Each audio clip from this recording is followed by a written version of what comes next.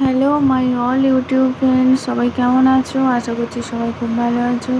ফিরে এসেছি নতুন আরও একটি ব্লগ নিয়ে তোমাদের সামনে। আশা করছি ব্লগটা তোমাদের ভালো লাগবে, তো সঙ্গে থেকো শেষ পর্যন্ত।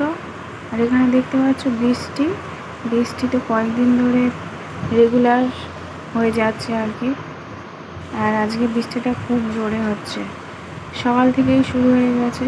আজকে ভাবলাম একটু ডাক্তারখানায় যাব, তো ডাক্তারখানায় যাওয়ার জন্য নামও লিখিয়ে দিয়েছি। বাবুর একটু পেটের গন্ডগোল হচ্ছে তার জন্য, কিন্তু বুঝতে পারছি না। বিকেলবেলা যাওয়ার কথা, কিন্তু সকালে নাম লেখাতে হয়। তো যাই হোক, যাওয়া হবে কি না জানি না। আর এই যে দুপুরবেলা এখানে দিদা খাতা নিয়ে বসে গেছে, খাওয়া দাওয়া হয়ে গেছে আমাদের, তো খাতা নিয়ে বসেছে, সেলাই করছে। বাড়িতে বয়স্ক মানুষরা থাকা মানে এইগুলোই। তো জামা কাপড় তো মেলার জায়গা নেই বলতে গেলে। সিঁড়িঘর ওপরে, বাইরে বারান্দা, ওই ঘর এই ঘর সব জায়গায় মেলা আছে, তাতেও হচ্ছে না। তাই ঘরের মধ্যে বাধ্য হয়ে দড়ি টাঙাতে হলো। কি করব, না সকালে আবার অসুবিধা। আর এই যে বাইরের পরিস্থিতিটা দেখো একটু, আগের দিনের মতো আবারও জল জমে গেছে।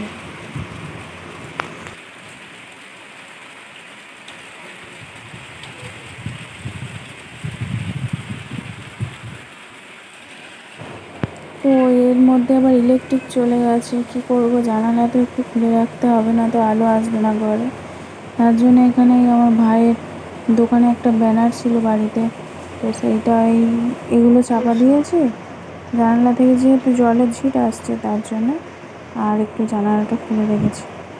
তো প্রচণ্ড জোরে বৃষ্টি হচ্ছে, আর চিন্তায় আছি একটু, কারণ ডাক্তারের কাছে না গেলে সারাদিন, এখন সারা রাত পড়ে আছে। দেখো রাস্তায় গাড়ি চলাচল বন্ধ। আর এই যে ডাক্তারখানা থেকে চলে এসেছি, যাওয়ার সময় তো করতে পারিনি, কারণ একটু বৃষ্টি থেমেছে আর চলে গেছে। আর বাড়িতে এসছে, বাবাই এখন ঘুমাচ্ছে।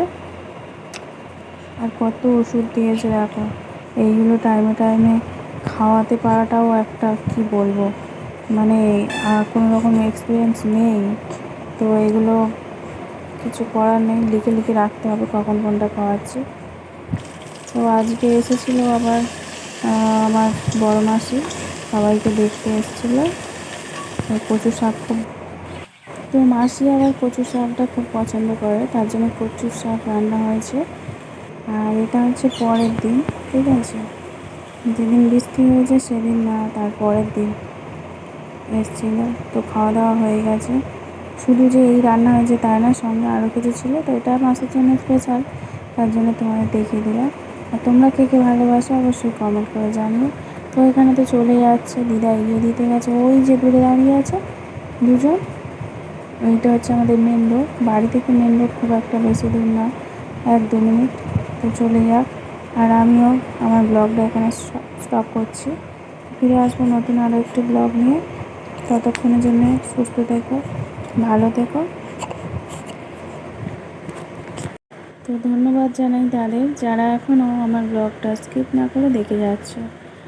তো এইভাবেই দেখতে থেকো, সঙ্গে থেকো, আর হচ্ছে ভালো থেকো।